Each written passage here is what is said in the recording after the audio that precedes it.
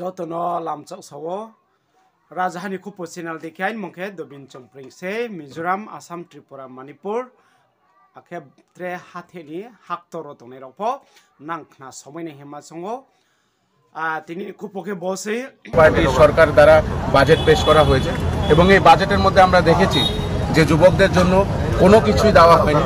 উপরন্ত যে ST OBC minority আদিবাসীদের জন্য যে বরাদ্দ টাকা সবসময় রাখা হয় তার থেকেও সেই টাকা সেই প্রত্যেকটা স্কিমের থেকে সরিয়ে নেওয়া হয়েছে, তার তীব্র প্রতিবাদ জানাই। আমরা দেখেছি যে বেকার যুবকদের যে কর্মসংস্থান তৈরি করার জন্য কোনো কিছুই সেই বাজেটে নেই এবং তাদেরকে সশক্ত করার জন্য কোনো বাজেট থেকে কোনো রকমের হেল্প তাদেরকে দেওয়া হয়নি। সেই ছাত্রর দিকেও আমরা দেখেছি কোনো রকম ভালো কিছু হোক সেটা এই মোদি গভর্নমেন্ট চায় না। আমরা দেখেছি যে আমরা যখন কুম্ভের কথা বলি তখন দেখি সব মিডিয়ারা চুপ হয়ে বসে থাকে। এই কুম্ভে আমরা দেখেছি যে অনেক মানুষ আহত হয়েছেন, পদপিষ্ট হয়েছেন, কিন্তু মোদি মিডিয়া আজকে চুপ। তাদের চাকরি কি হবে কি হবে না, তারা কিভাবে থাকবে তার জন্য কোনো কিছু ভাবা নেই। এবং সবচেয়ে আশ্চর্যকর বিষয় হয়েছে আমরা কালকে দেখেছি আমেরিকা থেকে বিমান এসে আমেরিকাতে আমাদের ভারতীয়দেরকে হাতকড়ি লাগিয়ে হ্যান্ডকাফ করে শিকল দিয়ে বেঁধে তাদেরকে এখানে ডিপোর্ট করা হয়েছে। তার তীব্র নিন্দা জানাই, ধিক্কার জানাই। কারণ আমাদের মতনই অবস্থা কলম্বিয়ার হয়েছে, কিন্তু সেখানের প্রধানমন্ত্রী চোখে চোখ রেখে ট্রাম্পকে বলেছে যে আপনারা কোনোভাবেই আপনাদের বিমান আমাদের এখানে ল্যান্ড করাবেন না। এবং আমাদের যে বিশ্বগুরু বলে যে ভারতকে বিশ্বগুরু করবে এবং ট্রাম্পের কোলে গিয়ে সবসময় বসে থাকে, সেই ট্রাম্প আজকে ভারতীয়দেরকে এইভাবে কয়েদির মতন অমানবিক আকারে তাদেরকে আজকে ইন্ডিয়াতে ডিপোর্ট করেছে। তার তীব্র নিন্দা জানাই এবং এই সকল কিছু নিয়ে আমরা আজকে প্রতিবাদ জানাচ্ছি। এই বাজেট হয়েছে যুব বিরোধী, এই বাজেট হয়েছে জনবিরোধী এবং তা নিয়ে কোনো কথাই বলা হচ্ছে না। তারা একটাই ঢোল বাজাচ্ছে যে 12 লাখ টাকার ওপরে নাকি কোনো ট্যাক্স দিতে হবে না, কিন্তু এটাও একটা জুমলা। মানুষকে জুমলা দিতে দিতে তাদের এটাও জুমলা, কারণ অনেক স্ল্যাবিং করা হয়েছে এই স্কিমের মধ্যেও। এটা মানুষ ধীরে ধীরে বুঝবে এবং যুবকদের যাতে কল্যাণ না হয় এবং তারা যাতে নেশার দিকে আসক্ত হয়ে যায় তার জন্য যুবকদের জন্য কোনো রকম আশা নেই। এই বাজেটের বিরোধিতা ত্রিপুরা প্রদেশ যুব কংগ্রেস করছে।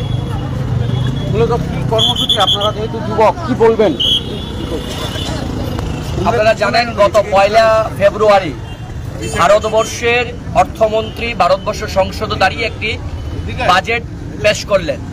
আমরা দেখলাম এই বাজেটে ভারতবর্ষের মানুষের জন্য কিছুই নেই। কারণ এই গত 11 বছর ধরে ভারতবর্ষের অর্থমন্ত্রী হিসেবে নির্মলা সীতারমণ সম্পূর্ণভাবে ব্যর্থ হয়েছেন। কারণ এই মোদী সরকারের জামানায় এদেশের মানুষের উন্নয়নের স্বার্থে কোনো রকম বাজেট দেওয়া হচ্ছে না।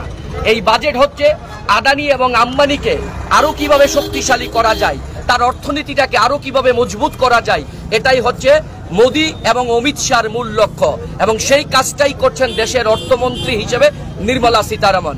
আপনারা প্রত্যেকে জানেন 1 ফেব্রুয়ারি যখন দেশের সংসদে এই দেশের অর্থমন্ত্রী নির্মলা সীতারমণ যখন তিনি বাজেট পেশ করলেন, আমরা আশ্চর্য হলাম।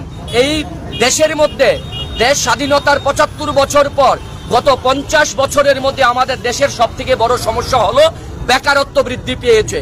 এত পরিমাণে বেকারত্ব বৃদ্ধি পেয়েছে যেই নরেন্দ্র মোদী 2014 সালে দেশের প্রধানমন্ত্রী হওয়ার আগে কথা দিয়েছিলেন যে তিনি দেশের প্রধানমন্ত্রী হলে বিজেপি সরকার ভারতবর্ষে ক্ষমতায় আসলে বছরে 2 কোটি করে কর্মসংস্থান করা হবে। তাহলে 11 বছর তো 22 কোটি কর্মসংস্থান হওয়ার কথা। তো এই 22 কোটি কর্মসংস্থানের কোনো দেশা দেখাতে পারলেন না। উল্টু 12 কোটি এই কোভিডের পর থেকে এখনো পর্যন্ত ভারতবর্ষে যারা যুবক তার কর্মসংস্থান হারিয়েছে, চাকরি হারিয়েছেন, তার জন্য দেশের যুবকরা হন্য হয়ে ঘুরছে। এই বাজেট আমরা মনে করি একটা জনবিরোধী বাজেট। এই বাজেট বেকার বিরোধী, এই বাজেট মধ্যবিত্ত এবং গরিব অংশের মানুষের বিরুদ্ধে বাজেট। আমরা দেখেছিলাম 2004 সাল থেকে 2014 সাল এই 10 বছরে ভারতবর্ষের সর্বকালের সর্বশ্রেষ্ঠ অন্যতম আরেকজন প্রধানমন্ত্রী ডক্টর মনমোহন সিং এর 10 বছরের শাসনকালে এই দেশের 27 কোটি গরিব অংশের মানুষকে দারিদ্র সীমা রেখার উপর তুলে আনা হয়েছিল। সেই স্বীকৃতি কে দিয়েছিলেন? জাতীয় কংগ্রেস দেননি, এই দেশের মানুষ দেননি, এই স্বীকৃতি দিয়েছিলেন জাতিসংঘ। আজ মোদি জামানায় এই দেশে পরপর মানুষ আরো দিন দিন গরিব হচ্ছে এবং ক্ষুদ্র মাঝারি যারা ব্যবসায়ী, যারা দিন এনে দিন খান, তারা প্রতিদিন আজকে গরিব হয়ে যাচ্ছেন। আমরা যুব কংগ্রেস মনে করি এটা সম্পূর্ণভাবে একটা জনবিরোধী বাজেট, এটা বেকার বিরোধী। কারণ এই বাজেটে আমরা দেখলাম তফসিলি জাতিগোষ্ঠীর জন্য যেটা গতবারের বাজেটে ছিল 2 কোটি টাকার অধিক যে ফেলো স্কলারশিপ দেওয়া হতো, এইবার তা দেওয়া হয়েছে মাত্র 2 লক্ষ টাকা। সেখানে সংখ্যালঘু জাতিগোষ্ঠীর জন্য স্কলারশিপ কমিয়ে দেওয়া হলো, আদিবাসীদের জন্য স্কলারশিপ কমানো হলো, সেখানে ওবিসির জন্য স্কলারশিপ কমানো হলো। বিশেষ করে যুব সম্প্রদায়ের কর্মসংস্থানের জন্য কোনো দিশা দেখাতে পারেনি এই জনবিরোধী নরেন্দ্র মোদীর সরকার। তাই তার ধিক্কার এবং প্রতিবাদ জানিয়ে আজকে যুব কংগ্রেস, আমরা ত্রিপুরা প্রদেশ যুব কংগ্রেস রাস্তায় নেমেছি। কারণ একটা জনবিরোধী সরকার গোটা ভারতবর্ষে চলছে।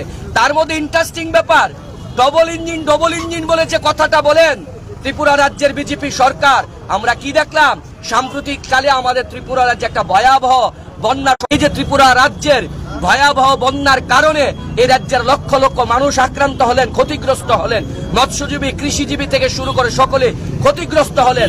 তার জন্য আমাদের রাজ্যের জন্য কোনো স্পেশাল প্যাকেজ ঘোষণা করা হয়নি।